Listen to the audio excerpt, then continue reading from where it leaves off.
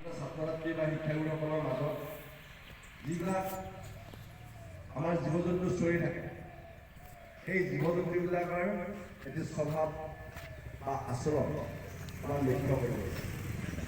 কিয়নো এই সময়ত সাধাৰণতে আমাৰ যিটো কুকুৰ যিটো আমাৰ কুকুৰ হয়, কুকুৰ বুলি কয়, এতিয়া কালি কুকুৰৰ পোৱালি আহিছে। গতিকে এই কুকুৰৰ পোৱালিৰ লগত বা অন্যান্য এই কুকুৰৰ সাধাৰণতে যিটো আমাৰ খেলা কৰা বা সিহঁতৰ লগত লগ লাগি থকা, এইটো কৰিব মানা কৰিছে। আৰু সেইকাৰণেই